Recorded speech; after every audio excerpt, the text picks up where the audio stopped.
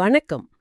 ஒரு மனிதர் இந்த மண்ணுலக உடலோடையே இறைவனோட வசிப்பிடமான வைகுண்டத்துக்கு போனாருன்னு சொன்னா நம்புவீங்களா? ஆமா, அப்படி ஒரு ஆச்சரியமான நிகழ்வை சந்திச்சவர் தான் சாண்ட் துக்காராம். அவரை பத்தி தான் இன்னைக்கு நாம கொஞ்சம் ஆழமா பார்க்க போறோம். மகாராஷ்டிராவோட தேகு கிராமம் இல்லையா? 16ஆம் நூற்றாண்டு. பாண்டுரங்க விட்டலனோட பெரிய பக்தர். அதேதான். அவரோட வாழ்க்கை, அவரோட பக்தி, அவர் சந்திச்ச கஷ்டங்கள், அப்புறம் நடந்ததா சொல்லப்படுற சில அற்புதங்கள், இதெல்லாம் தான் இன்னைக்கு நம்ம பேச்சோட மையம். நீங்க கொடுத்த அந்த குறிப்புகள் இருக்கு இல்லையா, அது ஒரு நல்ல ஆரம்பமா இருக்கு. அதன் அடிப்படையில துக்காராமோட வாழ்க்கை, அந்த அசைக்க முடியாத பக்தி, ஆமா, அவரோட குடும்ப சூழல், ஆன்மீகத்தில் அவரோட முக்கியத்துவம், இதெல்லாம் புரிஞ்சுக்கிறது தான் நம்ம நோக்கம். சரி, வாங்க உள்ள போலாம். கட்டாயமா. முதல்ல அவரோட வம்சாவளியை பத்தி பேசலாம்னு நினைக்கிறேன். ஏன்னா பக்திங்கிறது அவருக்கு ஒரு பரம்பரை சொத்து மாதிரி வந்திருக்கு. ஓ, அப்படியா? அவங்க முன்னோர்கள் வாழ்க்கையிலயும் இதே மாதிரி ஆன்மீக ஈடுபாடே இருந்திருக்கா? நிச்சயமா. குறிப்பா அவரோட மூதாதையர் ஒருத்தர் விஸ்வம்பர் மகாராஜ். அவர் ரொம்ப முக்கியமானவர். விஸ்வம்பர் மகாராஜ் என்ன விஷயம்? ஒரு நாள் அவரை தூங்கிட்டு இருந்தப்போ பாண்டுரங்கனே அவர் கனவுல வந்ததா சொல்றாங்க. அட, கனவுலையா? என்ன சொன்னாராம் இறைவன்? நான் உன்னோட நெல் வயல்ல இருக்கேன், வந்து என்னைய கூட்டிட்டு போய் எனக்கு சேவை செய் அப்படின்னு கட்டளையிட்டாராம். விஸ்வம்பர் மகாராஜ் என்ன செஞ்சாரு? நம்பினாரா? முதல்ல ஒரே திகைப்பு தான். இது நிஜமா இல்ல வெறும் கனவான ஒரு குழப்பம். ஆனாலும் ஒரு தயக்கத்தோட வயலுக்கு போயிருக்காரு. போய் பார்த்தாரா? என்ன இருந்துச்சாங்க? அங்க போனவருக்கு பெரிய ஆச்சரியம். கனவுல இறைவன் சொன்ன அதே இடத்துல மண்ணுக்குள்ள விட்டலன் ரகுமாயி 2 பேரோட சிலைகள் கிடைச்சிருக்கு. என்ன சொல்றீங்க? கனவு அப்படியே பளிச்சிருக்கா? இது தற்செயலா இருக்க வாய்ப்பே இல்லையே. அதுதான் விஷயமே. அந்த சிலைகளை எடுத்துட்டு வந்து ஒரு சின்ன கோயில் கட்டி அங்க பிரதிஷ்டை பண்ணியிருக்காரு விஸ்வம்பர் மகாராஜ். இன்னைக்கும் தேகுல இருக்கிற பாண்டுரங்கன் கோயில்ல மூலவர் இவங்க தான். அப்போ துக்காராம் குடும்பத்துக்கும் பாண்டுரங்கனுக்கும் உள்ள பந்தம் பல தலைமுறைக்கு முன்னாடியே ஆரம்பிச்சிருக்கு. ஆமா, அதனாலதான் சொல்றேன், பக்திங்கிறத அவங்க ரத்தத்திலே ஊர்ன விஷயம். அப்படிப்பட்ட சூழல்ல வளர்ந்ததால துக்காராம் ஒரு மகானா ஆனதுல ஆச்சரியம் இல்ல. சரி, இப்போ துக்காராமோட இயல்புக்கு வருவோம். அவர் பேர்லயே துக்கானா மராத்தில சிறியன் அர்த்தம் இல்லையா? ஒரு பணிவு தெரியுதே. முற்றிலும். பேர் மாதிரியே தான் ஆளும். பயங்கர பணிவு. தன்னை எப்பவுமே ரொம்ப ரொம்ப சின்னவனா ஒரு புழு மாதிரி தான் நினைச்சுக்குவாரு. அப்படியா? ஆமா, யாராவது சாதுக்களையோ பெரியவங்களையோ பார்த்தா உடனே போய் கால்ல விழுந்துருவாரு. எல்லார்கிட்டயும் அவ்வளவு மரியாதை, அன்பு. இந்த அளவுக்கு பணிவுங்கிறது ஆச்சரியமா இருக்கே. இது வெறும் குணம் மட்டுமா இல்ல பக்தியோட வெளிப்பாடா? பாண்டுரங்கன் மேல அவருக்கு இருந்த பக்தி எப்படிப்பட்டது? நல்ல கேள்வி. இது வெறும் குணம்னு சொல்றதை விட பக்தியோட விளைவுன்னு சொல்லலாம். நான் ஒண்ணும் இல்ல, எல்லாம் நீதான் பாண்டுரங்கா அப்படிங்கிற அந்த சரணாகதி தான் இது. பாண்டுரங்கன் மேல அவருக்கு இருந்த பக்திய வார்த்தையால சொல்லவே முடியாது. எப்பவும் அவன் நினப்பு தான். அவரோட வாழ்க்கை முழுக்க பாண்டுரங்கனுக்காக தான். என்ன மாதிரி ஒரு ஈடுபாடு அது? அவரை புகழ்ந்து பாடுறது, அவர் பேரை சொல்லிட்டே இருக்கிறது, அவரை தியானிக்கிறது, இதுதான் அவரோட வேலை. அதோட விளைவு தான் அபங்கங்கள். ஆயிரக்கணக்கான அபங்கங்கள் பாடியிருக்காரு. அபங்கங்கள், ஆமா, கேள்விப்பட்டிருக்கேன். ரொம்ப எளிமையான மராத்தி பாடல்கள், ஆனா பக்தி நிறைஞ்சதுன்னு சொல்வாங்க. இதுக்கும் இன்னொரு மராத்தி மகான் சந்த் நாமதேவருக்கும் ஒரு தொடர்பு சொல்றாங்களே, அது என்ன? ஆமா, அது ஒரு முக்கியமான நம்பிக்கை. துக்காராம் சாண்ட் நாமதேவரோட மறுபிறவின்னு பரவலா ஒரு கருத்து இருக்கு. மறுபிறவியா? ஏன் அப்படி சொல்றாங்க? சொல்றேன். சாண்ட் நாமதேவர் பாண்டுரங்கன் மேல உள்ள பக்தியால மொத்தம் 100 கோடி அபங்கம் பாடணும்னு ஒரு பெரிய சங்கல்பம் எடுத்துக்கிட்டாராம். 100 கோடி? அடேங்கப்பா, நினைச்சு பார்க்கவே மலைப்பா இருக்கே. மனுஷனால முடியுமா இது? அதுதான் இறைவனோட விளையாட்டு. நாமதேவரால அவரோட ஆயுள்ல 95 கோடி அபங்கம் தான் பாட முடிஞ்சது. ஓ, மீதி 5 கோடி பாடுறதுக்கு முன்னாடியே அவர் சமாதி ஆயிட்டாரு. அப்போ அந்த சங்கல்பம் அது முழுமை அடையல. அங்கதான் துக்காராம் வராரு. நாமதேவர் விட்ட அந்த 5 கோடி அபங்கங்களை பாடி முடிக்கிறதுக்காகவே துக்காராம் பிறந்தாருன்னு பக்தர்கள் நம்புறாங்க. ஓ, அப்படியா சங்கதி? இது ஒரு இறை சங்கல்பத்தோட தொடர்ச்சி மாதிரி. ஆனா இது வெறும் நம்பர் கணக்கில்ல. ஒரு பக்தர் ஆரம்பிச்சத காலங்கடந்து இன்னொரு பக்தர் முடிக்கிறார். இறை தொண்டு நிக்காதுங்கிறதுக்கு இது ஒரு உதாரணம். கேட்கவே ஒரு மாதிரி மெய் சிலிருக்குது. ஆனா இந்த கால அளவு கொஞ்சம் யோசிக்க வைக்குது. நாமதேவர் பல நூற்றாண்டுக்கு முன்னாடி, துக்காராம் எப்போ வாழ்ந்தாரு? குறிப்பில அவரு இப்போதைய காலத்துக்கு கொஞ்சம் கிட்ட கண்ணு போட்டிருக்கே. நீங்க சொல்றது சரிதான். இதுவும் நிறைய பேருக்கு ஆச்சரியமா இருக்கும். துக்காராம் ஒன்னும் ரொம்ப புராண காலத்து ஆள் இல்ல. அவர் வாழ்ந்தது கிபி 1608 இருந்து 1650 வரைக்கும். அப்போ கிட்டத்தட்ட ஒரு 375 வருஷம் முன்னாடிதான். ஆமா, ஒப்பீட்டுல இது ரொம்ப சமீப காலம்.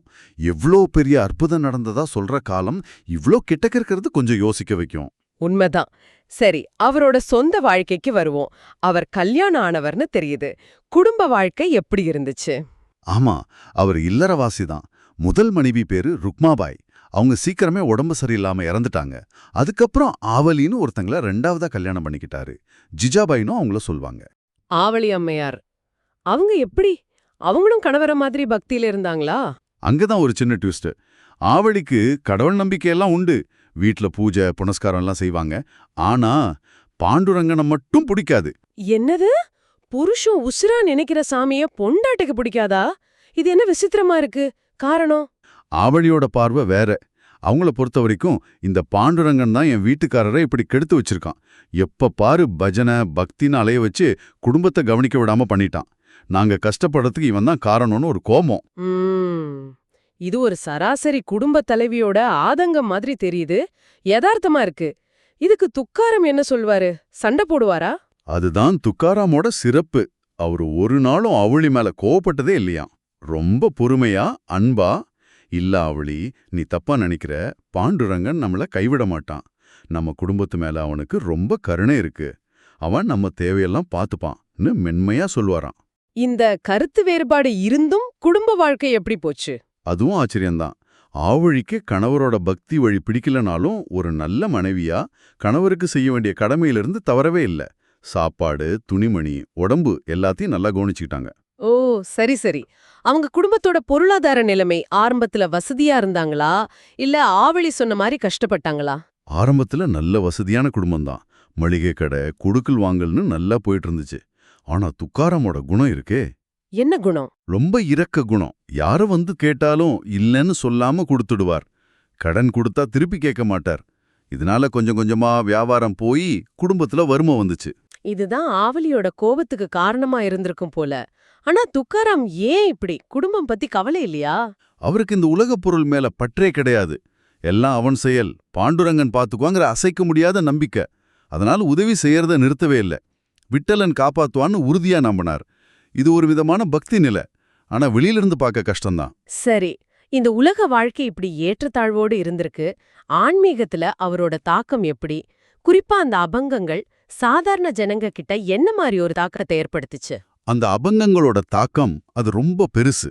அது வெறும் பாட்டில்ல, பக்தி பொக்கிஷம். ரொம்ப சிம்பிளான மராத்தியில இருந்ததால படிக்காத பாமர மக்களுக்கு கூட அது புரிஞ்சது. உள்ள என்ன விஷயங்கள் இருக்கும்? பக்தி மட்டுமா? பக்தி, ஞானம், வைராகியம், சமூக விமர்சனம்னு பலதும் இருக்கும். சமூக விமர்சனமா? அதெப்படி?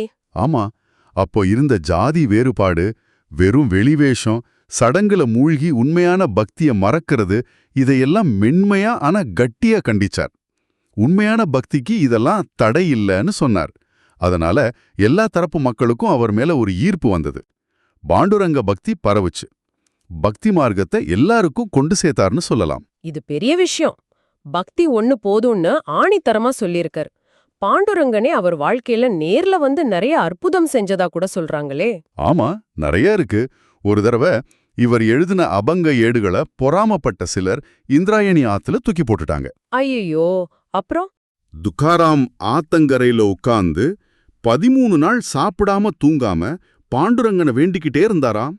13ஆவது நாள் ஆத்துல போட்ட எல்லா ஏடும் நனையாம அப்படியே மிதந்து கரைக்கு வந்துருச்சுன்னு சொல்லுவாங்க. என்னது? நனையாமையா? நம்பவே முடியலையே. இது மாதிரி நிறைய நடந்திருக்கா? இது மாதிரி பல சம்பவங்கள் சொல்றாங்க. எல்லாமே அவரோட பக்திக்கும் இறைவன் கருணைக்கும் சாட்சியா இருக்கு. இந்த அற்புதங்களுக்கும் மேல அவரோட கடைசி காலத்துல நடந்ததா சொல்றது தானே உச்சகட்ட ஆச்சரியம். ஆமா, அதுதான் நம்ம ஆரம்பத்துல சொன்னது. அவரோட வாழ்க்கையோட மகா அற்புதம். பாண்டுரங்கனே அவரோட வாகனமான கருடனை அனுப்பி வைகுண்டத்தோட கதவை திறந்து துக்காராம அதே உடம்போடு பூத உடலோடு நேரா வைகுண்டத்துக்கு கூட்டிட்டு போனாராம். பூத உடலோட வைகுண்டம் போறதா? இது ரொம்ப ரொம்ப அரிதான விஷயம் இல்லையா? மத்த மகான்கள் சமாதியானாங்க, ஜோதியா கலந்தாங்கன்னு தான் கேள்விப்பட்டிருக்கோம்.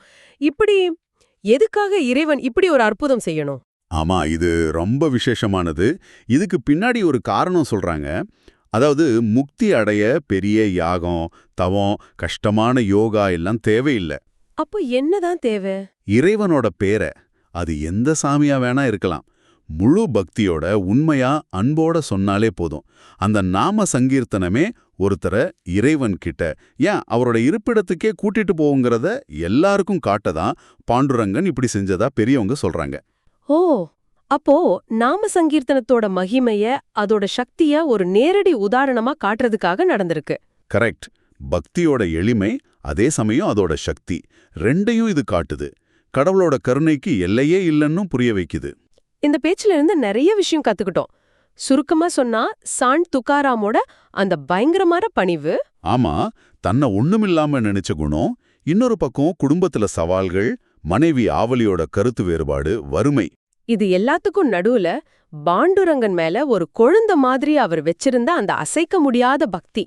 அதோட அவரோட பக்திக்கு காரணமான அந்த குடும்ப பின்னணி, நாமதேவரோட சங்கல்பத்தை நிறைவேத்தினதா சொல்ற அந்த அபங்கங்கள்.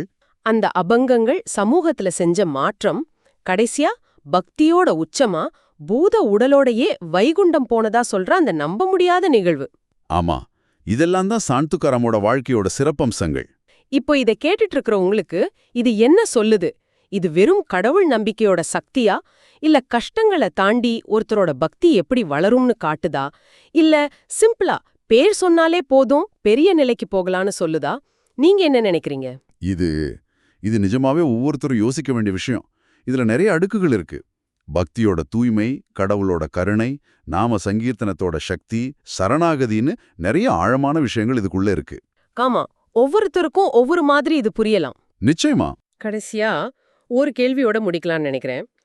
சாண்ட் துக்காராம் அடைஞ்சதா சொல்ற இந்த நிலை, அதாவது வேற யோகமோ ஞானமோ இல்லாம வெறும் பக்தி, நாம சங்கீர்த்தனத்தாலேயே இந்த உடம்போடையே கடவுள்கிட்ட போறது, இது நீங்க கேள்விப்பட்டிருக்கிற மத்த ஆன்மீக வழிகள், முக்தி மார்க்கங்களோட எப்படி பொருந்துது, இல்ல எங்க வித்தியாசப்படுது? இது பத்தி நீங்க இன்னும் கொஞ்சம் யோசிக்கலாம்.